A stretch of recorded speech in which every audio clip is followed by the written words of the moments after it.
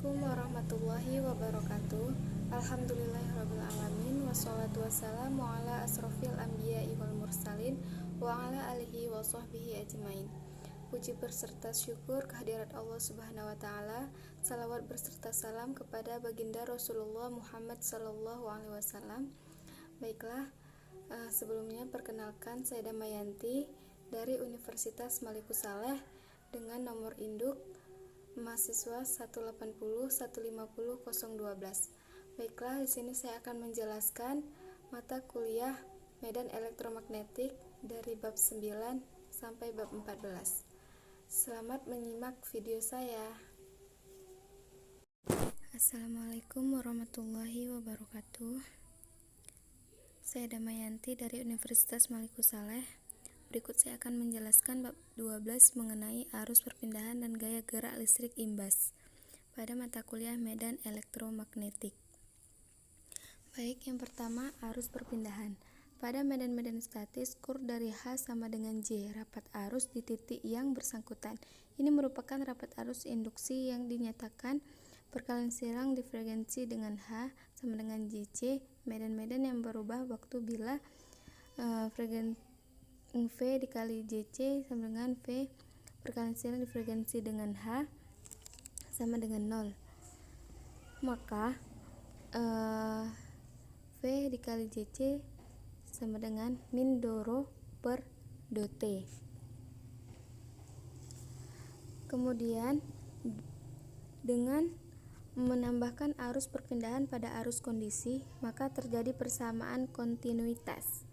Maka V dikali JC sama dengan min V kali JD sama dengan min V doro per dt sama dengan do per dt dikali V dikali V kali D sama dengan min doro per dot, dimana V dikali D sama dengan rho. Arus perpindahan dalam ampere yang melalui suatu permukaan terbuka diperoleh dengan jalan integrasi.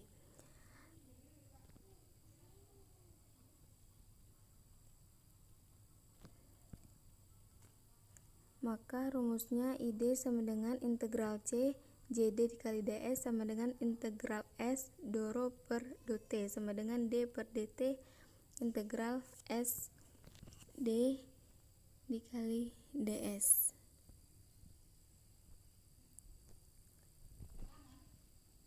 Itu untuk perpindahan atau arus perpindahan. Kemudian perbandingan JC dan JD. Beberapa bahan tidak merupakan penghantar yang baik atau dielektrik yang sempurna, sehingga dapat terjadi arus konduksi dan arus perpindahan suatu model dari penghantar yang buruh atau dielektrik bocor seperti pada gambar, dan arus asumsi E tergantung waktu E IWT. Rapat arus total JT sama dengan JD ditambah JC ditambah JD S ditambah do per dot CE sama dengan E ditambah JW EE. Kemudian hukum Faraday. Jika suatu penghantar bergerak dalam medan magnet dengan memotong fluks magnet tersebut, akan terinduksi suatu tegangan dalam penghantar itu. Demikian pula jika fluks yang berubah memotong suatu penghantar yang statis, akan timbul tegangan.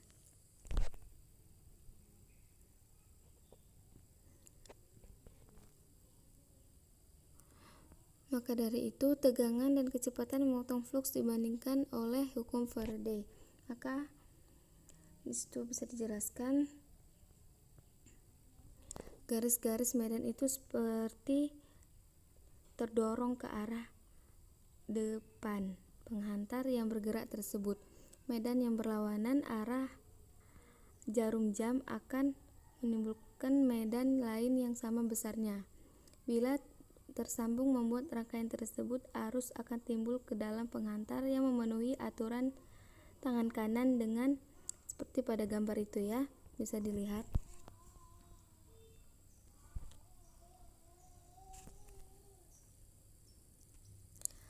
Gambar A itu menunjukkan arah arus yang melalui rangkaian luarnya. Kalau B yaitu sumber ekuivalennya. Kemudian tanda negatif dalam hukum Faraday dapat dijelaskan sebagai berikut. Integralnya adalah E dikali dl sama dengan min d per dt integral S B kali ds. Integral sebelah kiri diambil sepanjang lintasan tertutup C yang membatasi permukaan S, di mana dilakukan integral permukaan sebelah kanan. Arah positif ditentukan untuk C dan arah normal ds ditetapkan dengan memakai aturan tangan kanan.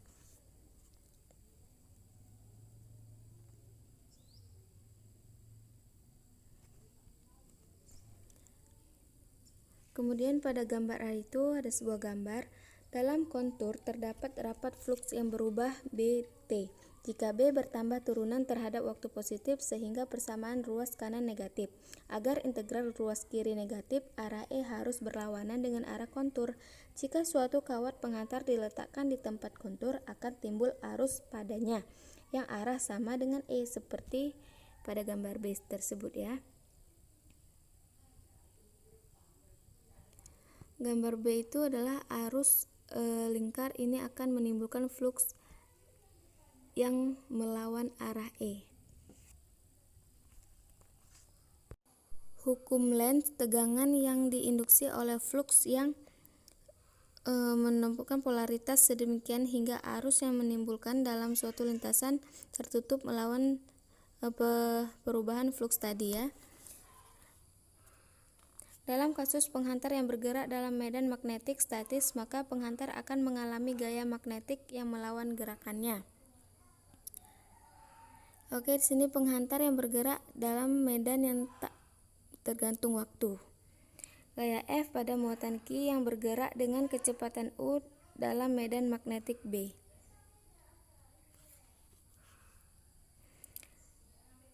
F sama dengan Q dalam kurung U kali B.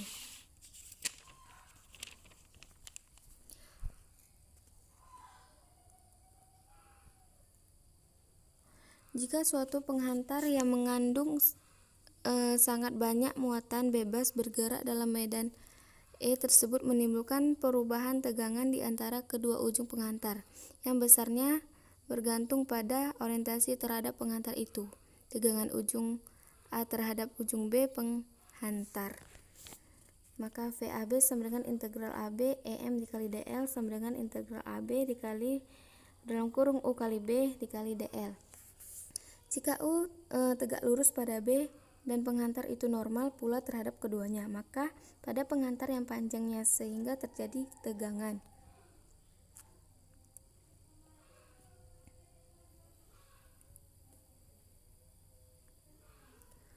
Untuk rangkaian tertutup, integral garis diambil sepanjang lintasan. Maka U integral dalam kurung U kali B kali DL.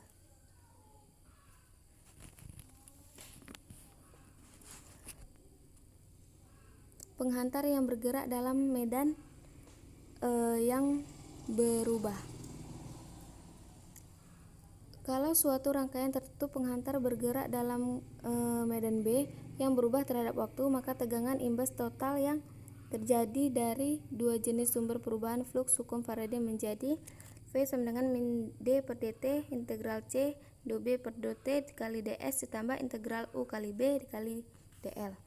Suku pertama yang ruas kanan adalah tegangan oleh perubahan tegangan yang terjadi dari gerakan rangkaian tersebut, dengan B perubahan dengan waktu.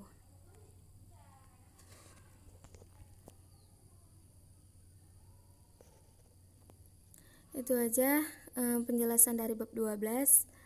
Semoga bisa dipahami.